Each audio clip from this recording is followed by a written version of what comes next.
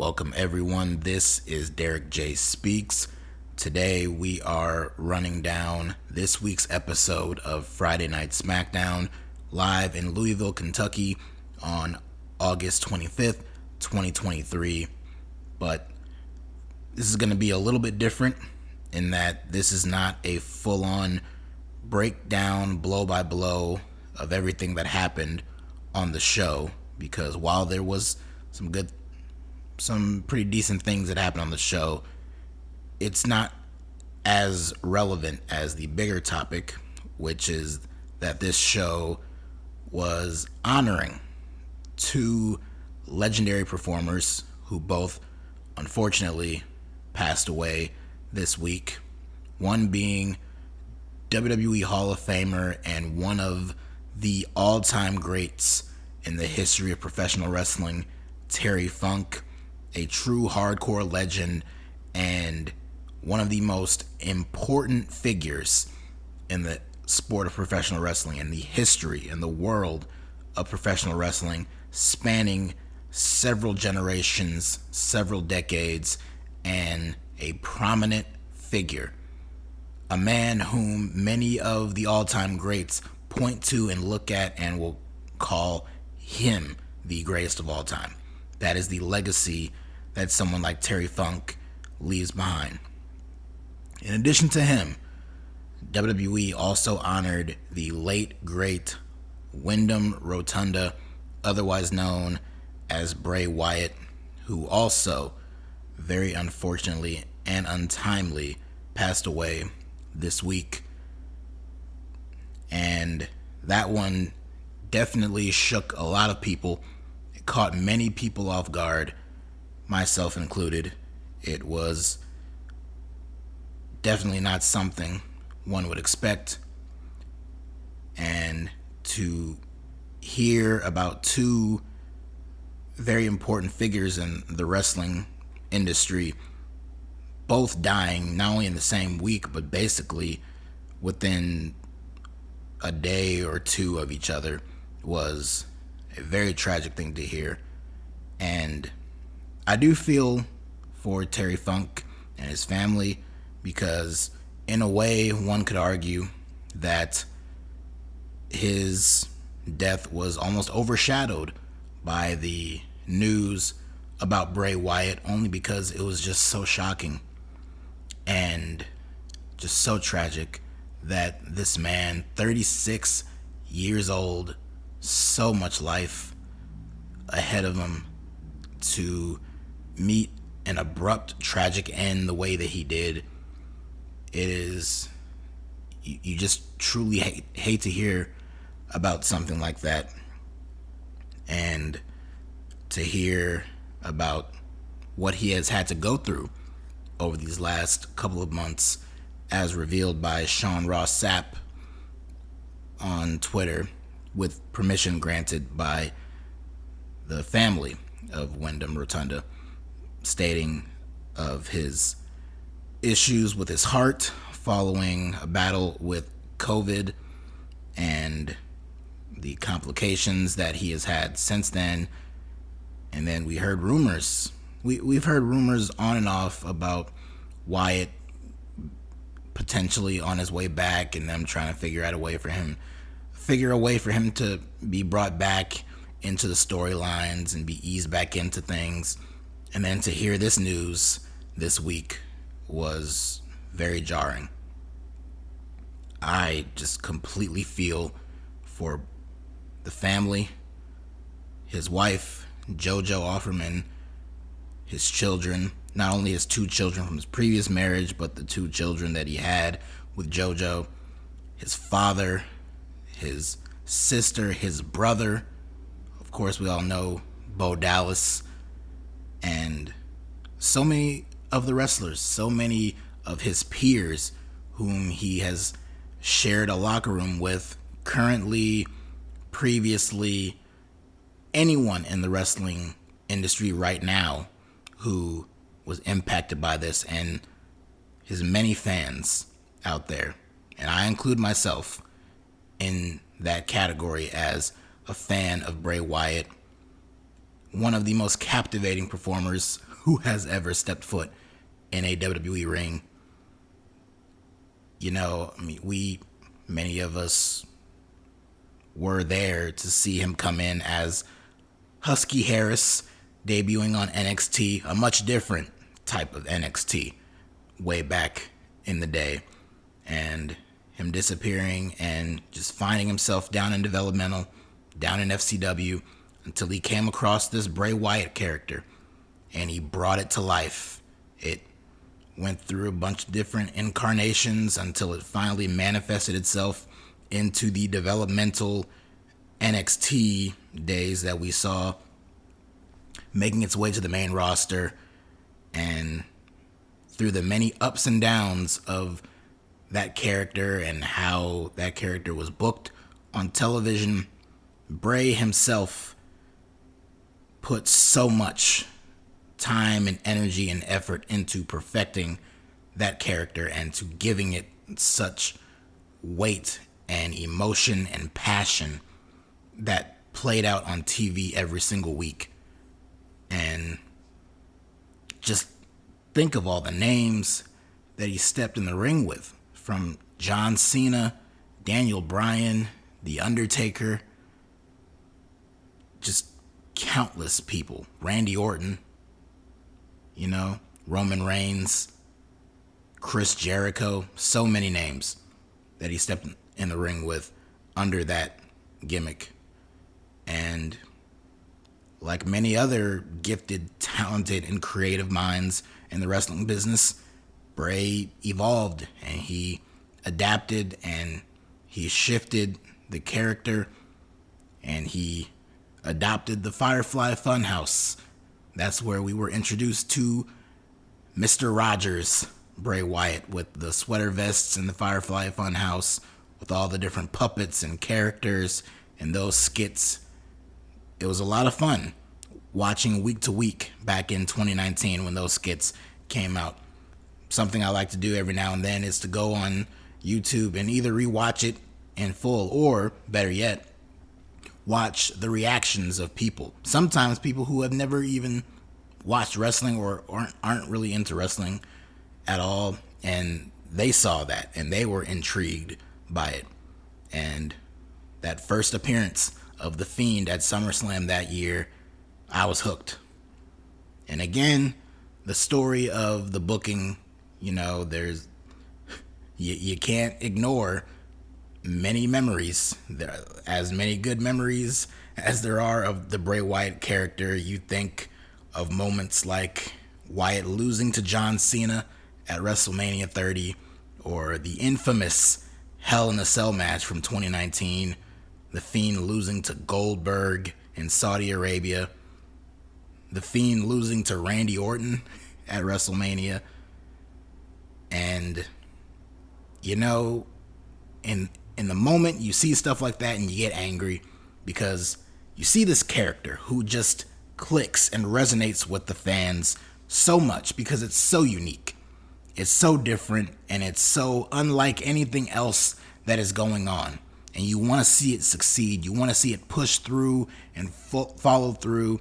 You want to see someone who's as creative and as deeply of a thinker as Bray Wyatt is, as Wyndham Rotunda is. You want to see that passion follow through and be represented well on TV, but sometimes that's just not the case. But I can look back on my thoughts and opinions on some of those kinds of moments, and even right now I look back on it and think, it takes a very special type of performer to garner that much passion and emotion from me as a fan towards it. And many have come in and gone who have sparked that emotion from me, but the fact that someone like the Bray Wyatt character has managed to spark that type of emotion from me too, that is a true testament to what Wyndham Rotunda was able to accomplish as performing as that character. But you strip all of that away. You strip the great entrances, the great theme songs. My guy, every single theme song this dude had was a banger. From the Wyatt family days to The Fiend to this most recent run when he came back. Who can forget the QR codes, the White Rabbit stuff, all of that never really playing itself out on TV. It was all social media, all digital stuff, the QR codes hidden here and there, all leading to that tremendous return at Extreme Rules last year to close out that show. And then following it up the following week on SmackDown with Bray coming out not as the Eater of Worlds, not as Mr. Rogers, not as the Fiend, just himself. Just Bray Wyatt, the closest thing to Wyndham Rotunda that we've seen. And him coming out there and just speaking from the heart. And that speech has been reposted a bunch of times. And yes, it definitely hits a lot harder now than it did at that time. And it is very emotional. But, man, it is just unbelievable how impactful of a presence that the Bray Wyatt character has had in the WWE. But when you strip all that stuff away and you see this man who was a son, he's a brother, he was a father, he was a husband, and you read all these stories, you read all these tweets and these heartfelt messages from his peers, from fans who have had nothing but positive experiences with him, who have shared many stories about him, and it is very beautiful. It is very extremely bittersweet, but it is so beautiful to see so much love and admiration and respect and appreciation for someone like that. And it was on full display on this show. They opened the show with a 10-bell salute for not only Bray, but also Terry Funk. And we saw some faces in there. We saw Braun Strowman, who's been out on the injury list. I believe he had a neck injury. So he's been out, but he was on the show. We saw Eric Rowan, and my heart definitely goes out to both of them losing such a close friend of theirs, especially Eric Rowan losing Bray this year and just only a few years after losing Brody Lee. That just has to be absolutely devastating. But everyone who performed on this show, everyone who had a match, everyone who had a segment, everyone who appeared on this show, they came to do their jobs, and they did their jobs as well as they possibly could have, given the circumstances surrounding the show. A good chunk of the things that were on the show tonight were things that were announced in advance. But obviously a few things did get changed. Some stuff got pushed back to next week's episode of SmackDown. We got no Bloodline stuff on the show. That completely took a back seat. There was nothing about that on this show, which is fine. And they did push storylines, so it wasn't a complete tribute show where every single match had some element of Terry Funk or Bray Wyatt. We did get a somewhat of a tribute match for Terry Funk. We had an appearance from Cody Rhodes on this show, who, of course, being the son of Dusty Rhodes, it was only fitting that he come out and pay tribute and homage to Terry Funk. He introduced a Terry Funk hardcore tag team match with the Street Profits and the Brawling Brutes. As far as hardcore matches go, it was very tame when compared to many of the hardcore matches that we saw Terry Funk compete in throughout his entire career. It was much more of a regular standard no DQ WWE match that you would see any given week, pretty much on any random TV show, but it was still a nice gesture and a nice way to honor Terry Funk. They had a very nice video package for him. They had an amazing video package for Bray Wyatt. I'm not really in the business of ranking these tribute videos. I think of the one for Eddie Guerrero after he passed, the one that was set to Johnny Cash's Hurt, and there's been a bunch over the years, but the one tonight definitely ranks up there as one of the better ones. It was at the very beginning of the show. It was about 4.5 or 5 minutes. Just absolutely beautiful. And I mentioned on Twitter how seeing all the footage of the wrestling and the evolution of the different incarnations of his character, as emotional as that was, what hit me the most was seeing all the behind the scenes footage of this guy just smiling with his peers and his friends, and the stuff with his family and his daughters. I just cannot even possibly imagine the pain that they're going through right now.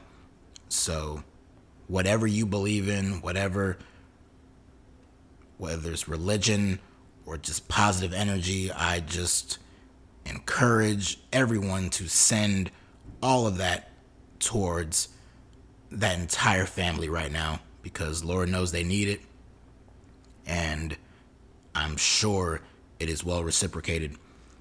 But we did get some things on this show. Like I mentioned, that the tag match, the Street Profits picked up the win in that match.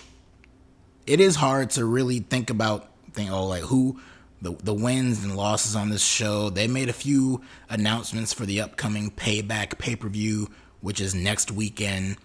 And you hear that stuff and you try to get into it, but at the same time, in the back of your mind, the Terry Funk stuff and the Bray Wyatt situation, it's very much in the forefront, to the point where everything else on the show just kind of seems irrelevant.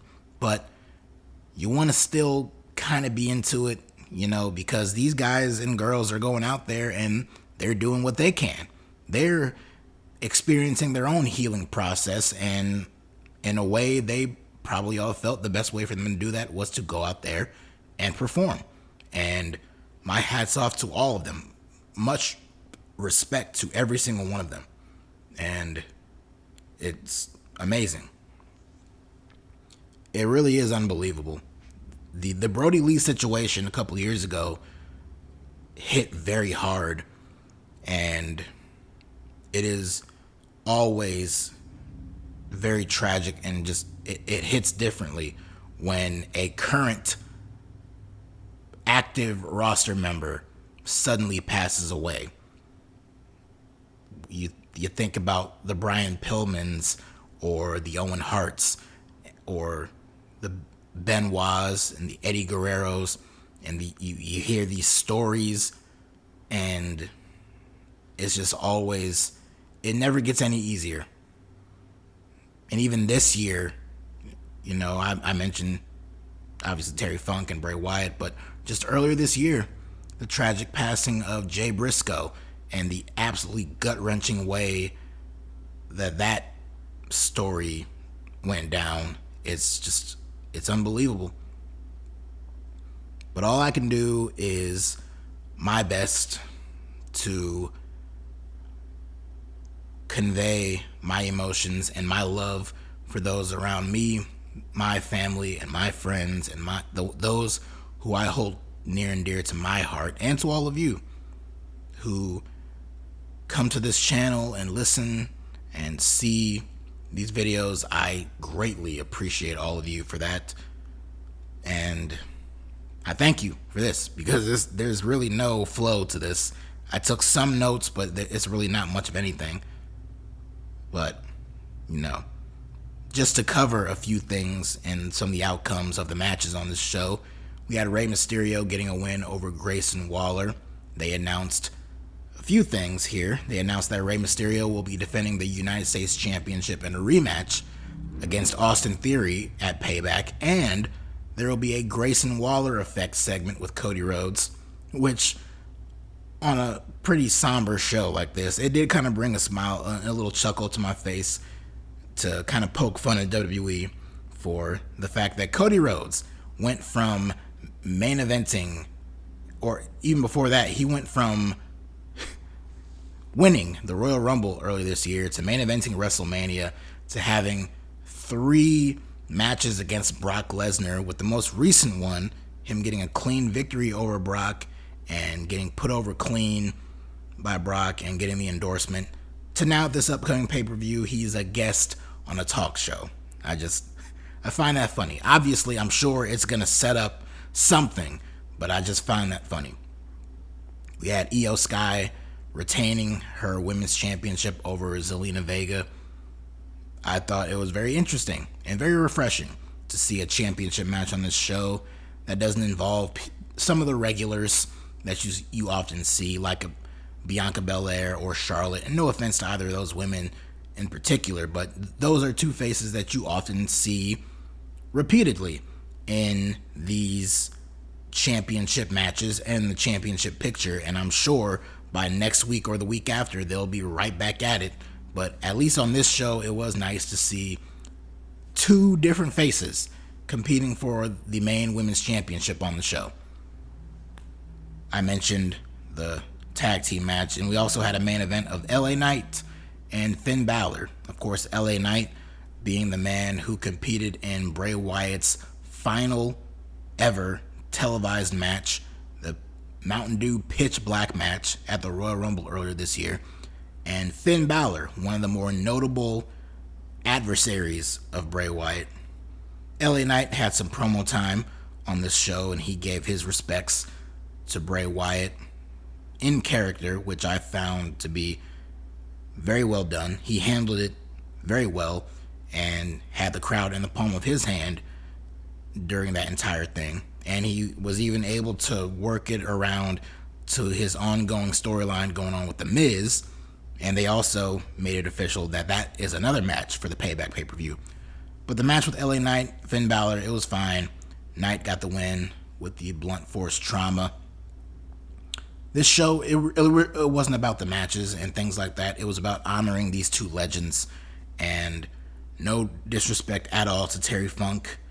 It's just that the Bray Wyatt news just hit a little harder and a little harsher and stung just a little bit more.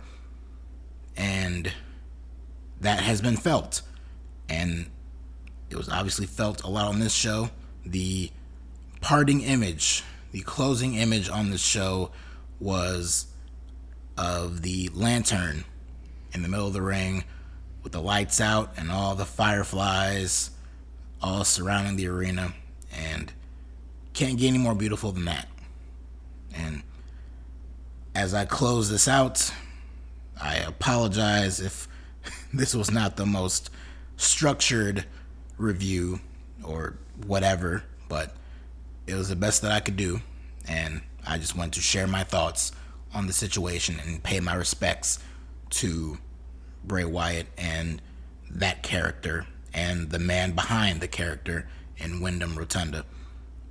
But all I can say is I hope everyone tells those close to them how much they love them and how much they care about them and how much they appreciate them, so we can all feel that kind of love in our lives every single day, to the point where when our time comes and it's time for us to fade out and fade away, we can leave this world knowing that we were undoubtedly loved and cared for and supported by those closest to us.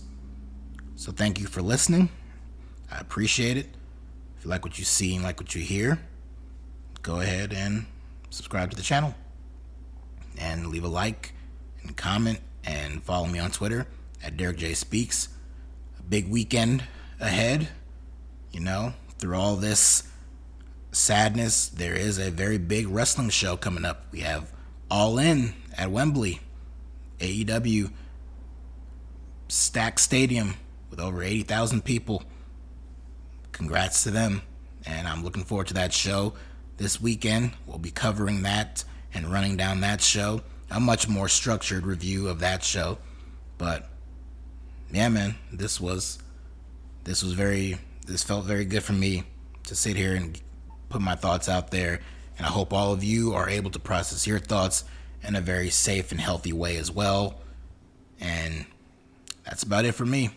And all I got left to say is rest in peace, Terry Funk, and rest in peace, Wyndham Rotunda.